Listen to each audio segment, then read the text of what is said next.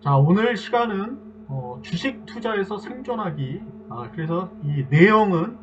대중들의 심리에 역행해야 수익이 발생한다.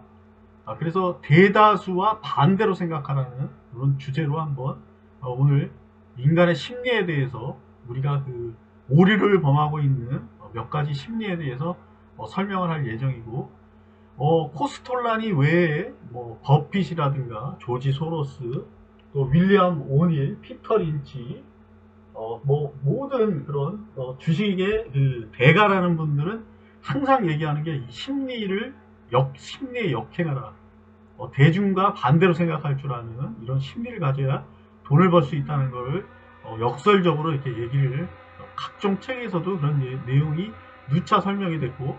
또 그동안 여기 이 채널에서 소개했던 책의 내용들에도 대다수 이제 이런 심리를 에 대해서 소개했던 내용들이 있었기 때문에,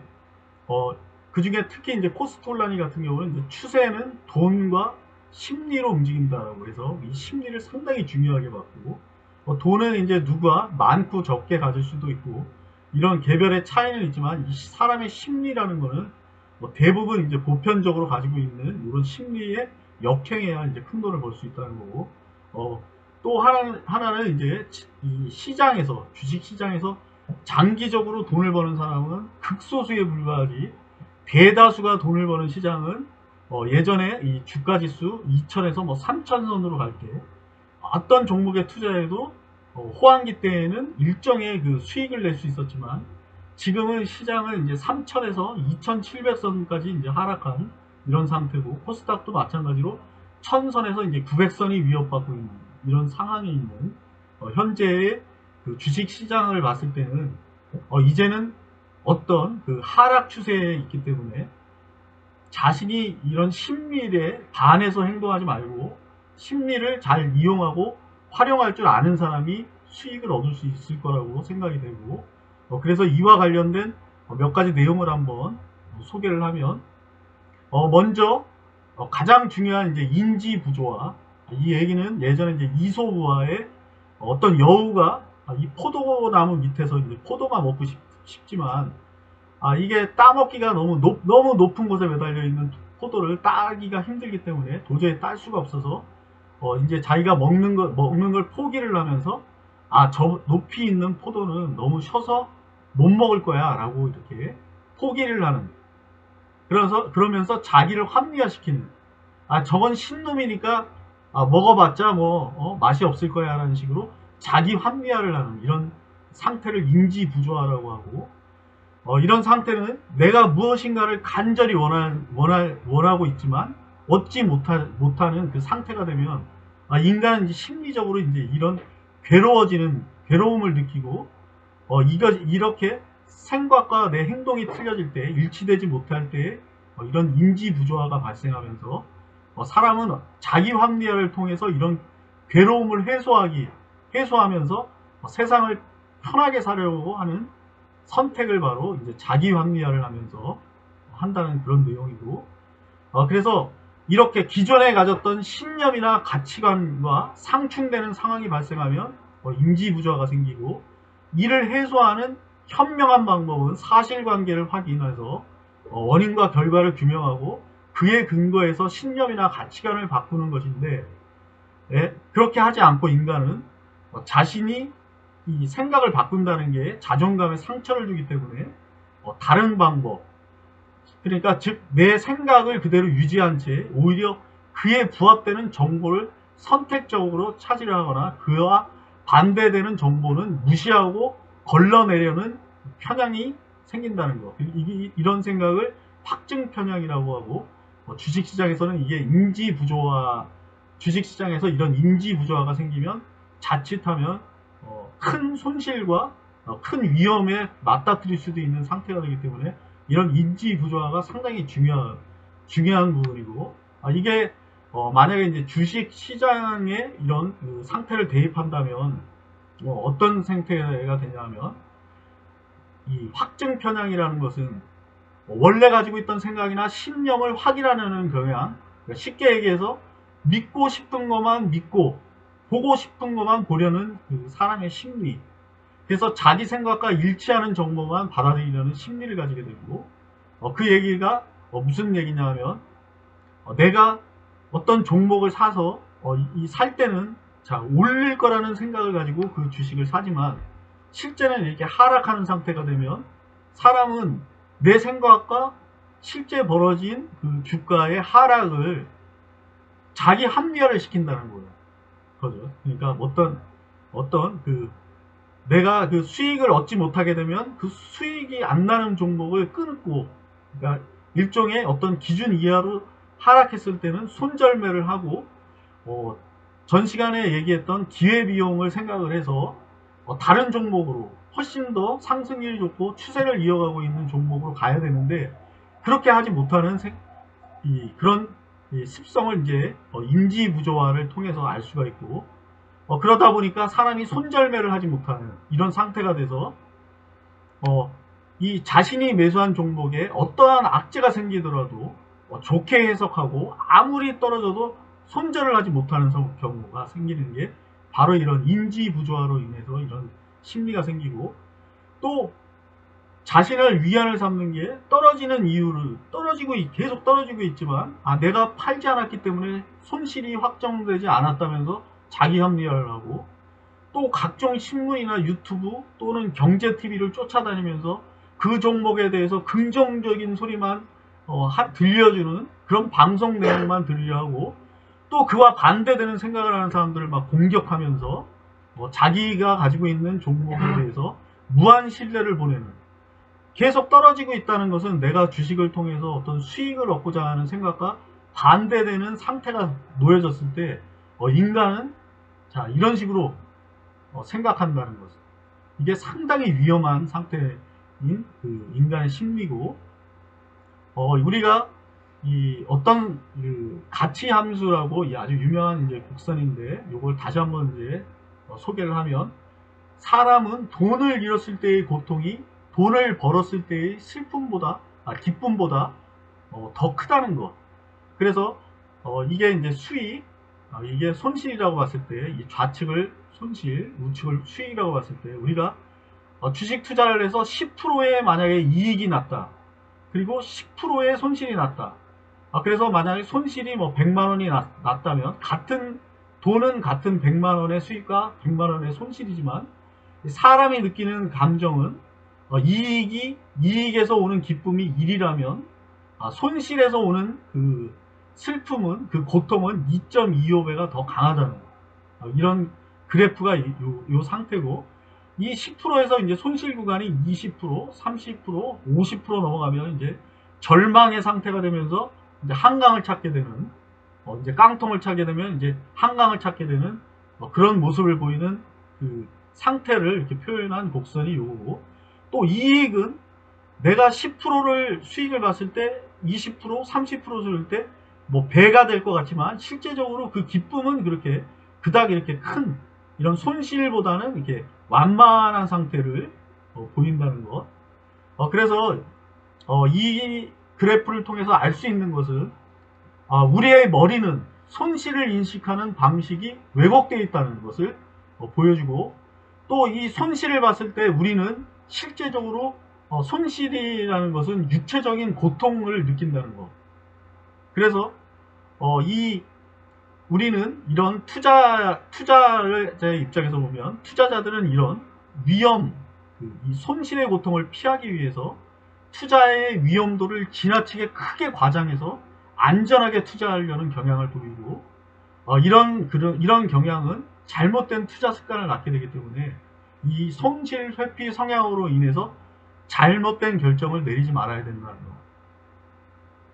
상당히 이제 어려운 말로 이렇게 글을 말로 설명하다 보니까 좀 이렇게 이해하기가 힘들겠지만, 쉽게 얘기해서 주가가 하락을 해서 손실을 보고 있는 주식을 가지고 있다면 손실을 보고 팔아야 하느냐 아니면 계속 가지고 가야 할까를 결정해야 하는데, 이 자신이 손실을 보고 판다는 것은 내 생각과 주가가 일치하지 않으면서 자신의 생각이 잘못됐다는 것을 인정해야 되는 일이기 때문에 상당히 이제 고통스러운 일이라는 것이고, 만약 이 주식을 가지고 있지 않다고 만약 상상을 하고 만약에 수익률이 이제 10%가 넘는 그런 손실을 보고 있는 주식을 가지고 있다면 내가 이 주식을 지금 가지고 있지 않은 상태라는 상상으로 가정을 하고 내가 내일 당장 이 주식이 이렇게 많이 떨어져 있는 상태인 주식을 과연 저렴해져 있는 상태인 주식을 살 것인가 아니면 팔 것인가 다시 한번 생각을 해보고 만약에 내가 살 마음이 전혀 안 드는 주식이라면 그런 주식은 바로 팔아야 할 주식이라는 것을 좀 알고 대응을 해야지 이 손실이 처음에 10%지만 계속 하락하는 추세에 있는 것은 그 손실이 어느 정도까지 커질지는 알 수가 없는 거고 또 대부분의 투자자들은 이 위험도라는 것, 이 손실의 위험을 회피하기 위해서 대다수 개인 투자자들은 대형주는 안전할 거야. 또 우리나라 시가총액 1위인 예를 들면 삼성전자 같은 경우는 안전한 주식이야. 이런 식으로 생각을 하면서 그런 주식만 사지만 실질적으로 이 삼성전자를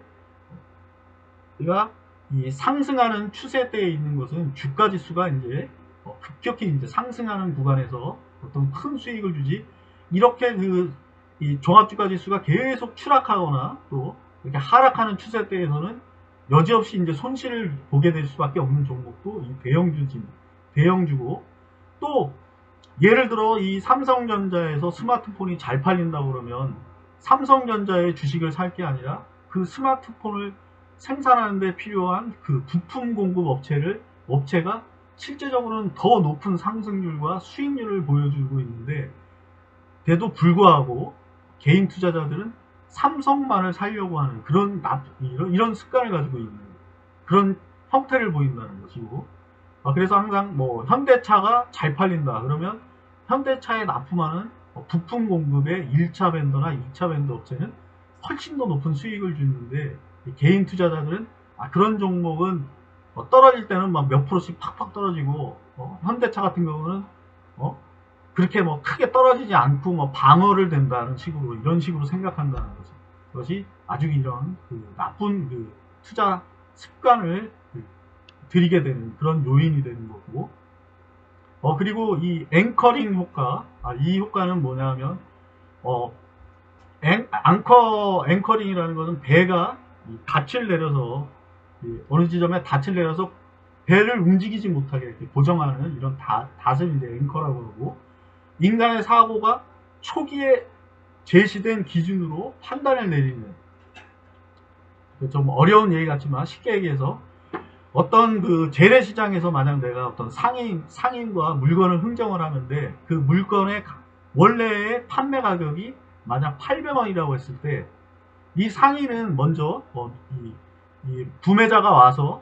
왔을 때 1000원을 먼저 부르는 거고 그러면은 이 구매자는 너무 비싸니까 좀 깎아달라 그럼 900원 그러다가 안 사고 가려고 그러면 그럼 800원에 줄게 이런 식으로 하면 이 사람은 처음에 불렀던 1000원이라는 가격에 앵커링이 되어 있기 때문에 800원을 부르면 훨씬 싸진 느낌이 드는 거예요. 그래서 그 물건을 이제 구매하면서 내가 싸게 샀구나 이런 착각을 일으키는 이런 효과를 이제 앵커링 효과라고 하고 마찬가지로 이걸 주식시장에 대입을 하면 주식시장에서 내가 10만원의 어떤 주식을 10만원에 맨 처음에 샀는데 계속 추락을 하면서 7만원까지 떨어졌다면 내가 처음에 산 그 10만원의 기준에 앙카링이 돼서 7만원이 훨씬 싸 보이는 그런 착각을 하게 되는 거예요. 주식시장에서 이런 착각을 해서 싸다 그래서 계속 물을 타는 거예요. 이렇게 그러다 보면 손실이 이제 늦덩이처럼 불어나서 이제 어느 순간에 가서는 감당할 수 없을 정도의 그런 손실을 입게 되는 게 다 대다수가 이제 이런 앙커링 효과로 인해서 주가가 싸게 보인다고 이제 물타기를 하고 있는 개미들의 아주 그런 안타까운 습성이 이제 이런 앙커링 효과고 또 과잉 확신 오류라는 이 과잉 확신이라는 건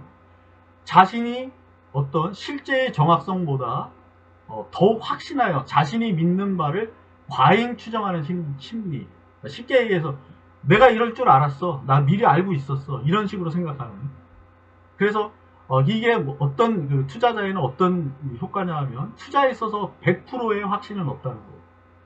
투자자에서 누구도 과연 그 현명한 워런 버핏조차도 내일 주식시장이 상승할지 하락할지, 삼성전자가 내일 오를지 하락할지, 추세적으로 1년 내에 오를지 1년 내에 떨어질지 이건 아무도 모른다는, 주식시장은 신도 모른다. 이런 얘기를 한 사람이 워렌 버핏인데, 개인들은 주식시장에서 이 과잉 확신이 드는 순간 무조건 매수를 하면 이득이라는 식으로 투자를 하게 된다는 거예요. 그래서 예를 들면 누가 삼성전자의 과거 차트를 보니까 20년 전으로 돌아갔으면 계속 우상향을 해서 올라갔기 때문에 이 주식은 무조건 오를 거야. 떨어져도 언젠간 오를 거야. 이런 식으로 생각하면서 주식을 매수하는 이런 습관이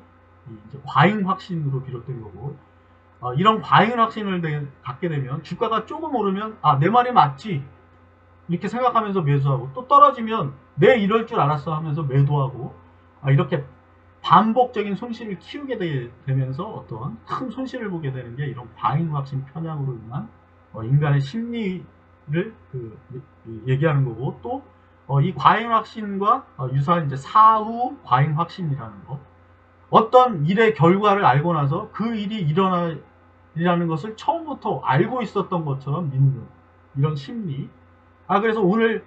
어제 보니까 이게 올랐어. 그런데 나는 이미 그걸 올릴 걸 알고 있었다는 식으로 이렇게 생각하는 이런 심리는, 이게 후행적 분석만 하게 된다는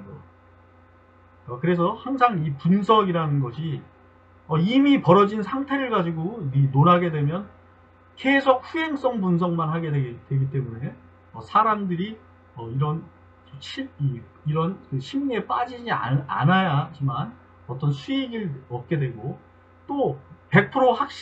확신은 어떤 종목에도 없기 때문에 항상 대응을 하면서 그 주식이 내 생각과 틀렸을 때 내 생각을 바꿀 게 아니라 내 행동을 바꿔야 돼요. 내 생각을 바꿔버리면서 그런 문제가 생기게 되는 이런 현상을 과잉학습 편향이고, 그리고 이 도박사의 오류, 서로 독립적으로 일어나는 확률적 사건이 서로 확률에 영향을 미친다는 착각에서 기인한 논리적 오류. 이게 이 문자기 때문에 쉽게 얘기해서, 내가 동전 던지기 게임을 하는데 연속해서 10번이 뒷면이 나왔어. 그러면 그 다음번에 앞면이 나올 거야 라고 예측하는 심리. 하지만 동전은 던졌을 때 앞면이 나올지 뒷면이 나올지, 이거는 완전히 이제 새로운 문제라는 거. 이거는 내가 10번을 던졌으니까 다음에 앞면이 나올 거라고 생각하는 것 자체가 오류라는 거. 그거는 앞면이 나올 수도 있고 뒷면이 나올 수도 있지만 사람은 이렇게 생각하지 않고, 그렇기 때문에 어떤 종목이 만약 10일 연속해서 하락을 하면서 계속 이제 추락하는 종목이 있다면 그 다음날은 이제 무조건 오를 것이다라는, 오를 확률이 크다고 생각하면서 다른 하락하는 이유를 보지 않고 매수하는, 이런 경우를 도박사의 오류라고 하고, 또 이제 매몰 비용의 오류. 이 매몰 비용의 오류는 이미 지불하고 난 뒤 회수할 수 없는 비용. 그래서 매몰 비용 때문에 새로운 상황에 대한 판단을 못하는 오류를 이제 매몰 비용의 오류라고 하고, 예를 들어서 내가 어떤 신기술을 개발하고 있는데 누군가가 그 신기술을 능가하는 기술을 개발을 했다고 하면서 발표를 했다고 치면, 내가 이 투자해 놓은 자금과 시간이 아까워서 이 기술 개발을 포기해야 되는데도 불구하고 포기하지 않아서 더 큰 손실이 발생하는 이런 상태를 매몰 비용의 오류라고 하고, 주식 시장에서는 내가 투자한 종목의 주가가 계속해서 떨어짐에도 불구하고 이미 투자해 놓은 원금과, 만약에 그 종목을 가지고 있던 시간이 1년이었다 하면 그 시간이 아까운 거예요. 그 시간이 아깝기 때문에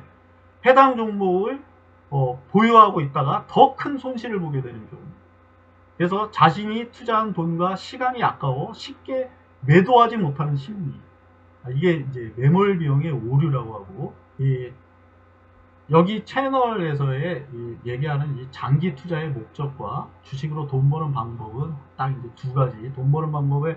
이 주식에서 돈 버는 방법의 두 가지는 딱 배당과 또 주가 상승에 따른 이제 시세 차이, 이 두 가지밖에 없고, 그리고 이 주식 이 장기 투자의 목적은 뭐냐? 배당도 받고 또 이 시세 차익도 얻어가면서 상승하고 있는 추세의 종목을 주식을 오랜 시간 투자를 해서 경제적 자유를 얻는 게 이 최종 목표고, 하지만 맨 처음으로 돌아가서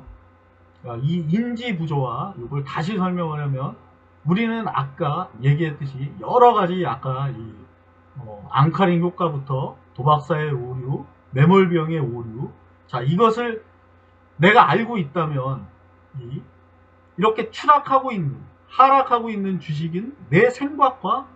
틀리게 움직임을 보이고 있는데, 그렇다면 내가 인지 부조화의 입장에서 생각하면